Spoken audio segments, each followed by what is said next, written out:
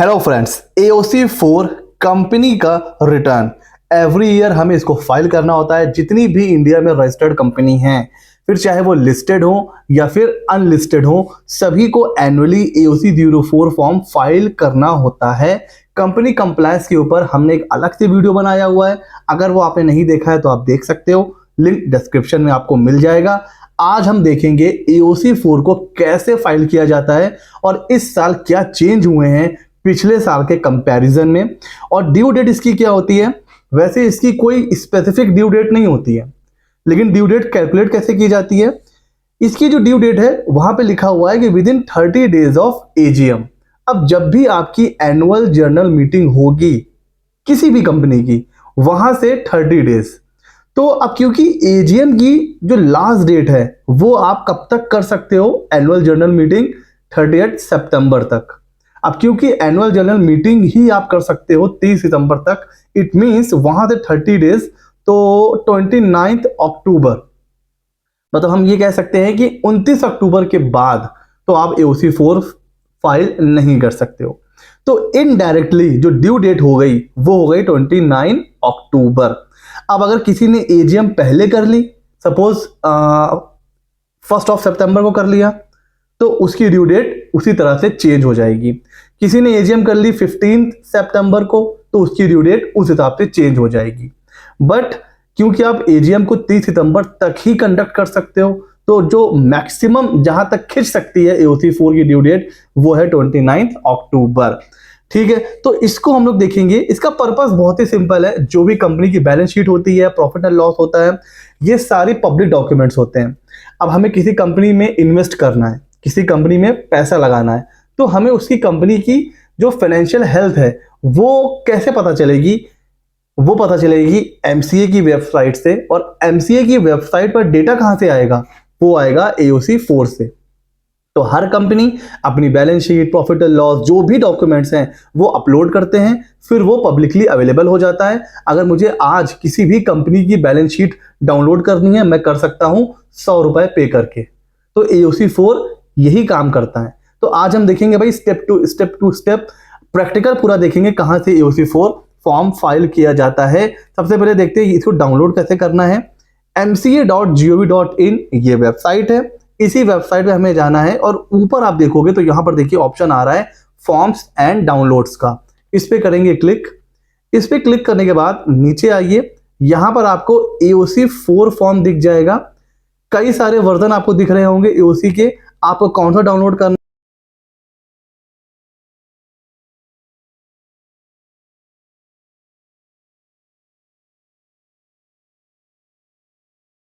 है, ये वाला form for filing financial statement and other documents with the registrar. तो इसमें से आपको फॉर्म डाउनलोड करना है। दो ऑप्शन आपको मिल रहे हैं, ऊपर देखिए क्या लिखा हुआ है, ई फॉर्म विद किट और एक नॉर्मल ई फॉर्म। अगर आप इसको डाउनलोड करेंगे तो इसके साथ आपको एक इंस्ट्रक्शन, एक PDF मिलेगा, जिसमें आपको गाइड किया जाएगा कैसे कैसे फिल करना है। और अगर आपको पहले से आता है तो आप सिंपली ये वाला भी डाउनलोड कर सकते हो। इसके ऊपर जैसे ही आप क्लिक करोगे तो ये आपको एक जिप फाइल यहाँ पर डाउनलोड हो जाएगी। इसको एक्सट्रैक्ट कर लीजिए, और एक्सट्रैक्ट करने के बाद ओपन कर लीजिए, तो कुछ इस तरह से आपका AOC4 फॉर्म ओपन हो जाता है। ठीक है, अब इसमें देखिए करना क्या होता है, ध्यान से देखिएगा। बहुत सिंपल है, कोई बहुत ज्यादा कॉम्प्लिकेटेड नहीं होता है। बैलेंस शीट वगैरह बनी होती है, बस डेटा को यहाँ पर एंटर करना है। तो सबसे पहले कंपनी का SIN नंबर यहाँ पर हम लोग कॉपी पेस्ट कर लेंगे और क्लिक करेंगे प्री फिल के ऊपर। अच्छा, SIN अगर आप इसको ट्राई करना चाहते हो ना, तो आप खुद से ट्राई भी कर सकते हो। कंपनी का जो SIN नंबर होता है ये भी पब्लिकली अवेलेबल होता है। आप किसी भी कंपनी का SIN नंबर आराम से सर्च कर सकते हो, बस आपको नाम सर्च करना है और SIN नंबर आपको मिल जाएगा। ठीक है, तो जैसे ही आप प्रीफिल पे क्लिक करोगे तो देखिए ऊपर येलो पट्टी आ रही है ना, ये येलो लेन आ रही है। तो आपको क्या करना है, ऑप्शन पे जाना है और trust this document one time पे जाना है। इसको यस करते चले जाइएगा, इसको सेव करिए, यस करिए। जहां भी ये ऑप्शन है वहीं पे आपको सेव करना है। सेव करेंगे तो पूछेगा कि आप इसको डुप्लीकेट करना चाहते हैं, जैसे नॉर्मली होता है, उसको हम लोग यस करेंगे। इसको करने के बाद ही ये जो प्रीफिल का बटन है ये काम करेगा। कई बार इवन मेरे स्टाफ में भी जो होते हैं ना, वो कहते हैं सर ये फॉर्म पे जो है ना हम लोग फिल नहीं कर पा रहे हैं, या मेरे पास कॉल आता है कि सर UC4 फॉर्म फिल कर रहे हैं तो एरर आ रही है। तो जैसे ही आपको सिन नंबर डालोगे, प्रीफिल करोगे, तो ऊपर एक येलो पट्टी आएगी, इस पे जाके आपको ट्रस्ट पे क्लिक करना है। ठीक हो गया जी, कोई कंफ्यूजन नहीं है। अब हम करेंगे प्रीफिल। जैसे ही प्रीफिल करेंगे पूरा डेटा कंपनी का आ जाएगा, नाम, एड्रेस वगैरह ये सारी चीजें आ जाएंगी। फिर ये हमसे पूछ रहा है कि कौन से फाइनेंशियल ईयर का आप फाइल करने जा रहे हो। तो यहां पर सिंपली जो भी फाइनेंशियल ईयर है हमारा करंट है, जो चल रहा है, जिसकी फाइलिंग चल रही है 1/4/23 से 31 मार्च 2024।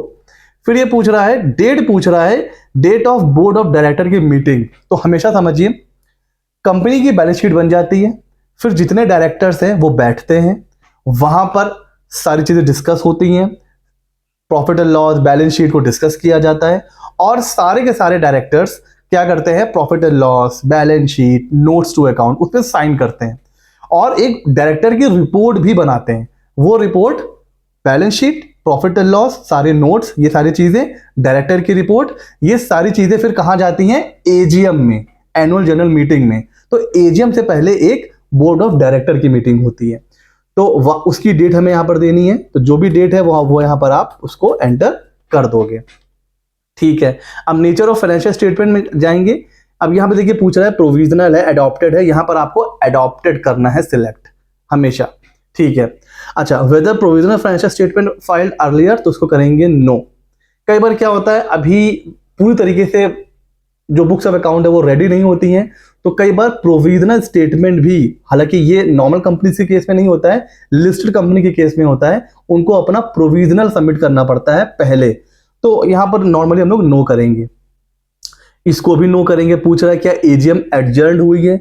अगर आप, कई बार ऐसा होता है ना कि भाई एजीएम होनी थी एक को नहीं हो पाई, अब वो एडजर्न हो गई 15 को या फिर उसके आगे कभी, तो ये उसके बारे में पूछ रहा है, तो इसको भी नो करेंगे। ठीक है सर, अब देखिए, अब यहां पर डायरेक्टर की डिटेल दे रहा है, जिन्होंने फाइनेंशियल स्टेटमेंट को साइन किया है उसकी डिटेल पूछ रहा है।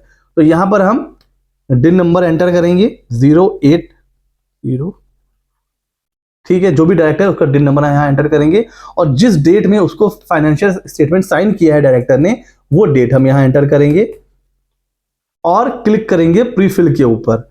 देखते हैं क्या कोई एरर आती है। जैसे ही हमने प्रीफिल किया तो नेम और डेजिग्नेशन ऑटोमेटिक आ गया। डिन नंबर भी आपको एमसीए की साइट से आराम से मिल जाएगा, ये भी कोई कॉन्फिडेंशियल चीज नहीं होती है, ये सारी इंफॉर्मेशन हर कंपनी की एमसीए की वेबसाइट पर अवेलेबल होती है। अच्छा, अब ये पूछा date of board of director meeting in which board report refer. अब बोर्ड रिपोर्ट की डेट पूछ रहा है, तो वो आप यहां पर एंटर करोगे। सेम डेट भी हो सकती है और 1-2 दिन आगे पीछे भी हो सकता है सर। यहां पर फिर से डिन नंबर एंटर करेंगे और date of signing of board report यहां पर एंटर करेंगे। फाइनेंशियल स्टेटमेंट नहीं, मैंने अभी बताया ना, एक डायरेक्टर की रिपोर्ट बनती है, उसकी डेट यहां पर एंटर करेंगे और फिर करेंगे प्रीफिल। प्रीफिल करते ही देखिए नाम आ गया डायरेक्टर का। फिर नीचे चलेंगे sir, date of signing of report on the financial statement by auditor. भाई balance sheet, profit and loss पर डायरेक्टर ने तो साइन कर दिया है, अब सीए भी साइन करेगा, तब वो बनेगा ऑडिटेड बैलेंस शीट। तो सी ने किस दिन साइन करा है उसकी डेट यहां पर एंटर करेंगे। ये भी आप, जो भी आपकी फाइनेंशियल स्टेटमेंट बैलेंस शीट में डेट है वो आप यहां पर एंटर करोगे। वेदर एजीएम हेल्ड, क्या एजीएम हुई है, तो बिल्कुल हुई है, एजीएम कंडक्ट करना मैंडेटरी है, इसको करेंगे यस। अब ये पूछ रहा है अगर हुई है तो डेट क्या है, तो हम यहां पर एजीएम की डेट सेलेक्ट कर लेंगे। आपकी अगर पहले हुई है तो आप वो एंटर करेंगे। अब ये पूछ रहा है ड्यू डेट क्या होती है एजीएम की, तो अभी हमने देखा है ड्यू डेट तो 30 सितंबर ही होती है। क्या कोई एजीएम की ग्रांट हुई है, मतलब एजीएम को आगे बढ़ाया गया है, तो नो, इसको हमेशा नो कर दीजिए। कंपनी कोई सब्सिडरी कंपनी है, इसको भी आप नो करके चलिए, ये सारी की सारी लिस्टेड कंपनीज के लिए होती हैं, और इस ऑप्शन को 9A को भी आपको क्या करना है, नो करना है। अब आइए नंबर ऑफ, अब आते हैं पॉइंट नंबर 10 में, नंबर ऑफ ऑडिटर। एक कंपनी में हो सकता है सिंगल ऑडिटर भी फर्म हो, या फिर हो सकता है जॉइंट ऑडिटर भी हो, तो जैसा भी हो उसकी डिटेल यहां पर आपको देनी है। नंबर ऑफ ऑडिटर कितने हैं वो एंटर करना है आपको। फिर जो भी ऑडिटर है उसकी जो भी फर्म का पैन है वो आपको यहां पर एंटर करना है। ठीक है सर। अब वो इंडिविजुअल सीए है कि फॉर्म है, वो आपको करना है सिलेक्ट। उसके बाद एडीटी 1 अभी हमने डिस्कस करा था इससे पहले वीडियो में, जब हमने कंप्लायंस का वीडियो बनाया था, कि कोई कंपनी जब किसी सीए को अपॉइंट करती है तो ऐसा नहीं होता कि हमने आपको अपॉइंट कर लिया बस हो गया, ऐसा नहीं होता है। एडीटी 1 फॉर्म जाता है, उसमें इन्फॉर्म करना पड़ता है रजिस्ट्रार को कि हमने अपनी कंपनी में इस फॉर्म को as a CA as a auditor appoint कर लिया है। तो उसका जब फॉर्म आप फाइल करोगे तो एक एसआरएन नंबर जनरेट होता है। जैसे जीएसटी में एआरएन होता है, टीआरएन होता है, वैसे ही एमसीए में एसआरएन होता है। वो एसआरएन आपको यहाँ पर एंटर करना है और फिर प्री फिल करना है। प्री फिल करते ही ये सारी डिटेल यहाँ पर आ जाएगी। हमने एक फॉर्म फिल करके रखा हुआ है, उससे मैं आपको दिखाता हूँ तो आपको ज्यादा समझ में आएगा। तो ये सारी डिटेल सीए की आ जाएगी। फिर ये पूछ रहा है क्या शेड्यूल 3 एप्लीकेबल है, तो इसको आपको यस करना है। और एनबीएफसी के केस में अगर है तो यस करना है, वरना इन दोनों ऑप्शन को पॉइंट नंबर 12 और 13 को आपको नो करना है। फिर नीचे आइए, अब ये यहाँ पर बैलेंस शीट पूछ रहा है। एओसी 4 का पर्पस ही होता है बैलेंस शीट और प्रॉफिट एंड लॉस को एंटर करना, फिल करना, रिपोर्ट करना। तो यहां पर जो बैलेंस शीट होती है, अब आप देखो जो कंपनी की बैलेंस शीट होती है सेम फॉर्मेट में यहां पर आपको एंटर करना है। Share capital, reserve, surplus, current liabilities, non current liabilities, नीचे देखिए फिक्स्ड एसेट्स, करंट एसेट्स। तो जिस फॉर्मेट में कंपनी की बैलेंस शीट बनती है सेम वही फॉर्मेट है, बस आपको कॉपी पेस्ट करते चले जाना है। यहाँ प्रीवियस ईयर, यहाँ करंट ईयर, सिंपल। अब लोग यहाँ छोटी सी गलती क्या करते हैं उसको समझिए।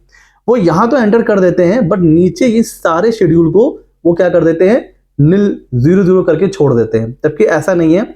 जो फिगर्स आपने यहां दी है उसी का बाइफरकेशन आपको यहां पर देना है। जैसे ये बैलेंस शीट हो गई, नीचे देखिए detail of long term borrowings, जो आपकी बोरोइंग्स है चाहे वो बैंक से हो या किसी अदर पार्टी से हो, उसकी डिटेल जो आपने बैलेंस शीट में दिया है ना, उसकी डिटेल फिर आपको यहां देनी है।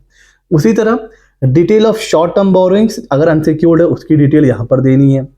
उसी तरह कोई लॉन्ग टर्म एडवांसेस हैं, ठीक है, ट्रेड रिसीवेबल्स हैं, जो ट्रेड रिसीवेबल्स यानी कि सन्ड्री क्रेडिटर्स, उनकी इंफॉर्मेशन आपको यहां पर देनी है कि भाई कौन से ऐसे हैं जो सिक्योर्ड हैं, कौन से अनसिक्योर्ड हैं, किसके ऊपर आपको डाउट है, वो सारी चीजें आपको यहां पर फिल करनी है। तो यहां तक चीजें हो जाती हैं। फिर आते हैं फाइनेंशियल पैरामीटर्स, ये लिस्टेड कंपनी के केस नहीं होता है एप्लीकेबल, और इन सबको आपको क्या करना है, सिंपली 000 करते हुए नीचे आप आइए। यहाँ पर नेटवर्थ पूछ रहा है तो आपको बस क्या करना है, नेटवर्थ कंपनी की एंटर करनी है और फिर सारी चीजें 0 करते हुए नीचे आ जाइए। क्या कॉस्ट ऑडिट एप्लीकेबल है, तो जिन कंपनी के ऊपर कॉस्ट ऑडिट एप्लीकेबल होता है वहां यस करना है, आप इसको नो करके आगे चलिए।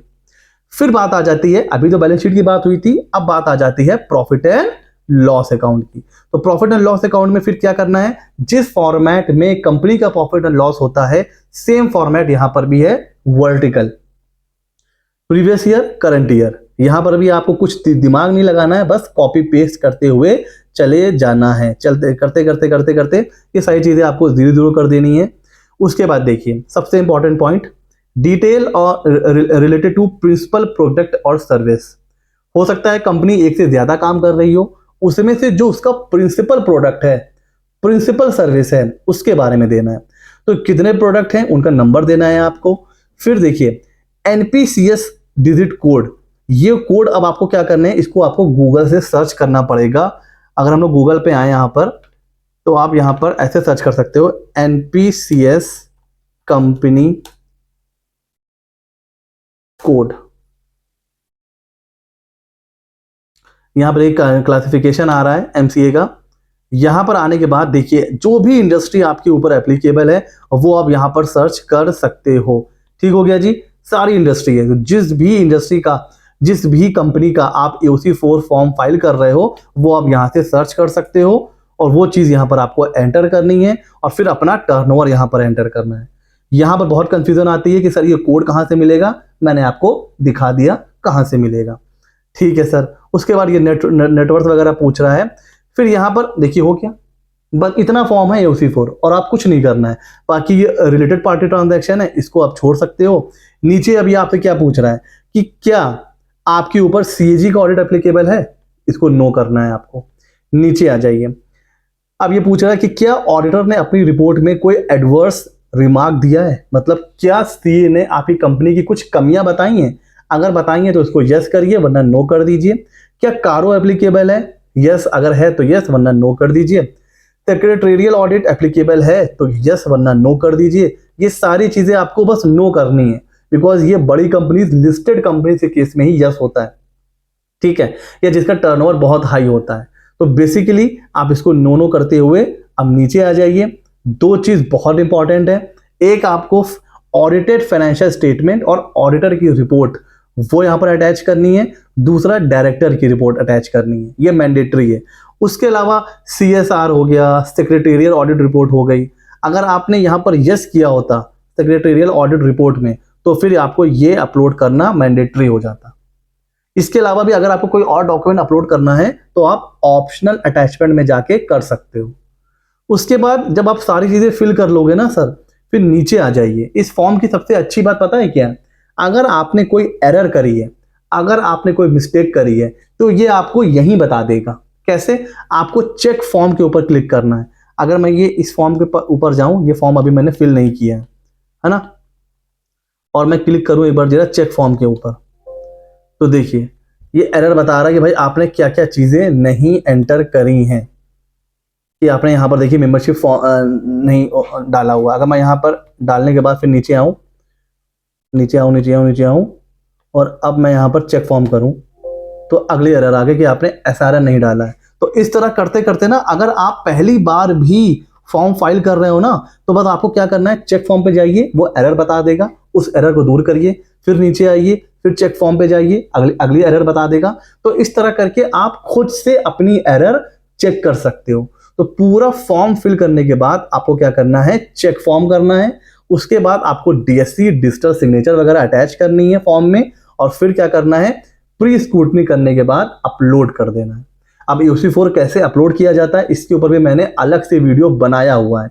उस वीडियो को अगर आपने नहीं देखा है तो लिंक डिस्क्रिप्शन में है, वो मैं उसको वहां डाल दूंगा। बट अगर आप चाहते हो कि मैं आपको दोबारा बता दूं एक बार, तो आप कमेंट सेक्शन में मुझे पूछिए, तो मैं EOC4 को अपलोड कैसे करना है उसके ऊपर एक पार्ट 2 आप कह सकते हो, या मैं अगला वीडियो EOC4 कैसे अपलोड किया जाता है उसके ऊपर बना दूंगा, अगर आप चाहोगे तो, अगर आप कमेंट करोगे तो। वरना इसके ऊपर मैंने वीडियो पहले बनाया हुआ है। तो EOC4 का ये था वीडियो, कैसा लगा डिटेल में हमने डिस्कस करा है। आई होप कोई डाउट नहीं होगा। अगर अभी भी कोई डाउट है तो आप कमेंट सेक्शन में मुझसे पूछ सकते हो। मिलते हैं अगले नॉलेजेबल वीडियो में।